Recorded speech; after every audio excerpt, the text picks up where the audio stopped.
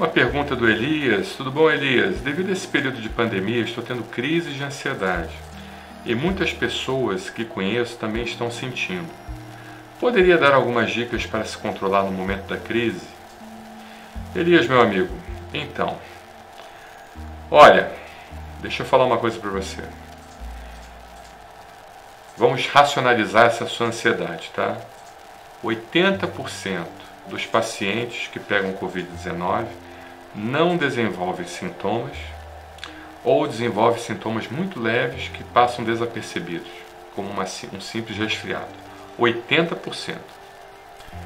15% desses pacientes desenvolvem sintomas mais fortes e precisam de algum tipo de abordagem médica, mesmo que de baixa complexidade. Precisa de uma clínica, fazer um exame, tomar um remédio, fazer um oxigênio, fazer uma nebulização, ser prescrito um broncodilatador, ser prescrito alguma medicação que por acaso, porventura, venha a controlar melhor a progressão da doença, entendeu? Mas também sobrevivem, ou seja, 95% dos casos, tá? 80% mais 15%, são de pacientes que vão sobreviver bem e não vão passar por constrangimentos nem transtornos muito grandes de precisarem ficar internados dentro de unidade fechada. 5% desses pacientes que pegam Covid-19 se dividem em dois grupos. Aqueles que vão precisar de enfermaria, que é a grande maioria, e aqueles que vão precisar de unidade fechada, ou CTI, que a gente chama de Centro de Tratamento Intensivo, mas os médicos usam um termo mais genérico de unidade fechada. Tá? Então, 5%.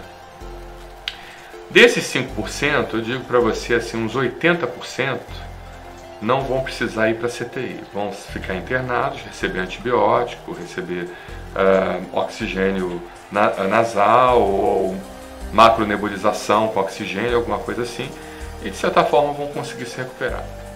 É lógico, uns 3%, desses 5%, talvez uns 20%, precisem aí sim de unidade fechada, respirador e tudo. O problema é o seguinte, o problema é que o Brasil, o mundo, né, não é só o Brasil, não, mas o mundo, mas principalmente o Brasil, não está preparado para receber mesmo que essa pequena quantidade de pacientes. Mas agora, graças a Deus, as coisas estão evoluindo, né?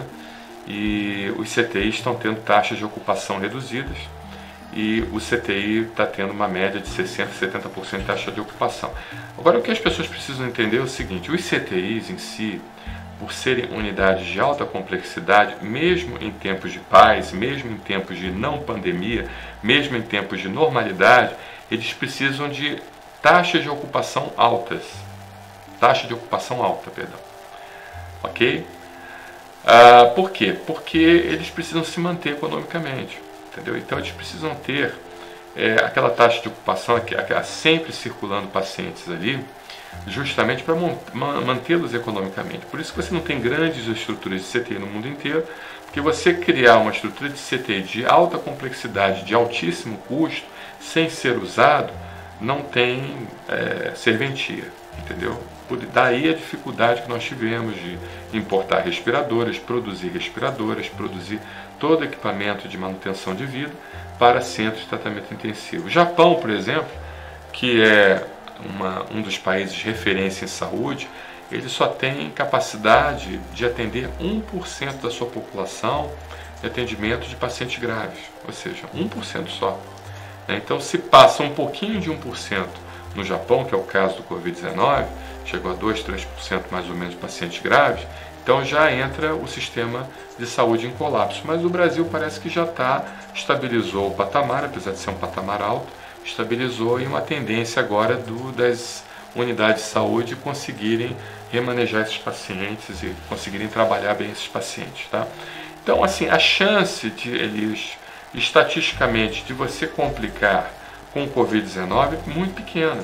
Entendeu? De você precisar de um respirador com unidade fechada, mesmo tendo comorbidades, é muito pequena. É lógico que a gente tem que diminuir o máximo o risco disso, né? Então, o que eu oriento? Siga as orientações, as instruções de uso de máscara, use a máscara na rua, quando você for fazer alguma interação fora do seu ambiente domiciliar, lave exaustivamente suas mãos, use álcool 70 quando você não tiver como lavar suas mãos, entendeu? Faça o distanciamento social, evite aglomerações. Tudo isso é muito importante para minimizar mais ainda o risco, até porque se você pegar, Elias, existe uma questão chamada viremia. O que é a viremia? A viremia é a quantidade de vírus que a gente tem no organismo. Então, mesmo o paciente pegando, ele pode pegar, mas com uma quantidade de vírus pequena. E essa quantidade de vírus pequena, ela pode determinar a gravidade da doença. Ou seja, pode fazer com que você tenha uma doença muito mais branda do que se você pegar realmente se expondo, indo a shows a teatros, a cinemas, a restaurantes, bares, né? Não digo restaurante, mas bares. Um dia desse estava passando no Recreio dos Bandeirantes, tinha um bar lá, extremamente lotado, cheio de gente. Ali, certamente, uma pessoa que pegar um Covid-19 vai pegar com uma alta viremia. Não é uma pessoa que vai num supermercado, ou numa farmácia, que está bem controlada a entrada de pessoas. Se pegar o Covid-19 tomando todas as precauções, usando máscara, lavando as mãos, tudo isso, a viremia vai ser pequena, ou seja, a quantidade de vírus vai ser pequena. Então, sendo pequena, a probabilidade de desenvolver uma doença mais grave é muito menor. Tá bom, Elise? Então, esse é o meu recado, tá? Para você ficar mais tranquilo. Outra coisa, assista programas mais suaves, né? Tire dos canais de notícia, né? Eu acho que a gente precisa ficar informado, mas uma vez ao dia já é suficiente, né? O canal de notícia, ele repete o dia inteiro repetindo aquilo. Você acorda, assiste lá o que você tem que assistir, porque é importante nós não ficarmos acabou, chega, não precisa mais assistir mais nada, né? E bota seu Facebook para brincar com os amigos, para mandar piada no WhatsApp, assista programas de televisão e faça atividade física, entendeu? A atividade física vai aumentar o nível de endorfina em você, e essa endorfina aumentando dentro do seu corpo vai fazer com que você estabilize e fique mais tranquilo. A endorfina é um opiáceo, né? É um opioide, é uma droga a endorfina, né? Mas é uma boa droga. Se existe uma droga boa, existe a endorfina, né? Inclusive, até fazendo uma analogia aqui, fazendo uma comparação, os atletas